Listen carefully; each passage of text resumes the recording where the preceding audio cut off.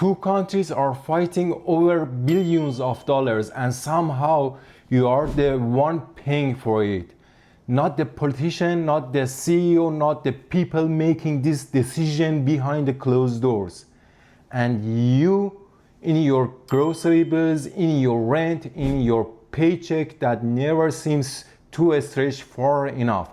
And here's what nobody tell you, this isn't an accident. This is exactly how the system is designed to work. My name is Samin, and today I'm going to show you exactly how trade wars are built, who they are really built for, and why regular people, no matter where you live in the world, always end up holding the bill. Let's start with the basics. A trade war happens when one country puts a tax, called a tariff, on goods coming in from another country. It sounds like a government problem, a political thing, something that happens in a room full of suits, far away from your life. But here's the thing, those taxes don't come out of nowhere. They get passed down to the companies importing goods, then to the stores selling them, then to you buying them. Every tariff is, in simple terms, a hidden tax on regular people. Think about it like this.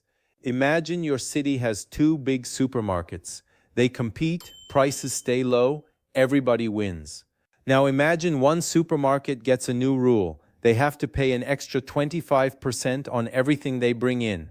What do you think happens to their prices? They go up, and you pay more. Even though you had nothing to do with the fight, that's a trade war, just scaled up to countries. Now here's where it gets interesting. If trade wars hurt regular people, and they do, the data is very clear on this, then why do governments keep starting them? The honest answer is because trade isn't really about trade. Trade is leverage. Trade is power. When you're the biggest economy in the world, controlling who sells to you and who buys from you is how you control almost everything else.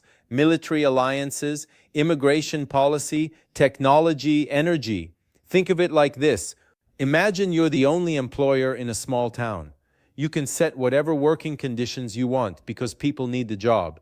The biggest economies in the world are that employer for a lot of countries. And here's the political reality that nobody wants to say out loud. It's easier to look strong than to explain complicated economics to voters. A politician who says, "I'm protecting our country," sounds strong. A politician who says, "Well, actually, tariffs will raise your grocery bill by 8%, that's a harder sell.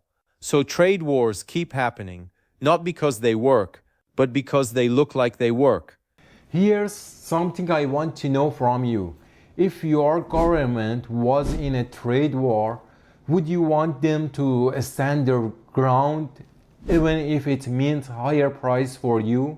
Or would you want them to back down to protect your wallet? Drop your answer below. I read every single one. Thank you for your comment and for your support.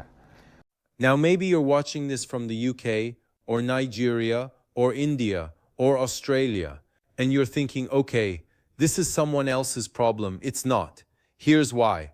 The world's biggest economies are so deeply connected that when they fight, everyone feels it.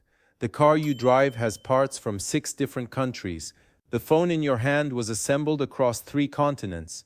The food in your fridge moved through supply chains that cross borders dozens of times. When those supply chains get hit with tariffs, costs go up everywhere. There's something else too. When big economies fight, investors get nervous. Nervous investors pull money out of smaller markets first.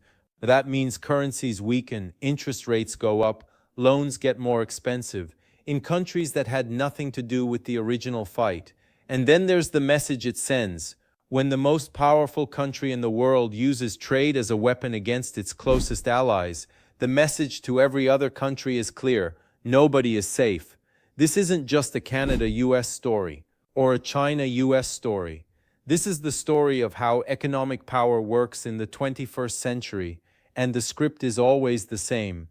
If this is making you thinking, if you have never had someone break down global economic in plain language before, hit that subscribe button right now. This is what I do. Every week I take the biggest stories that affect your real life and explain exactly what's going on and why. So if trade wars hurt regular people, and they do, who actually wins? Sometimes specific industries win short term. A domestic steel company might love it when foreign steel gets taxed because suddenly they have less competition. A local farmer might benefit when imported food gets more expensive.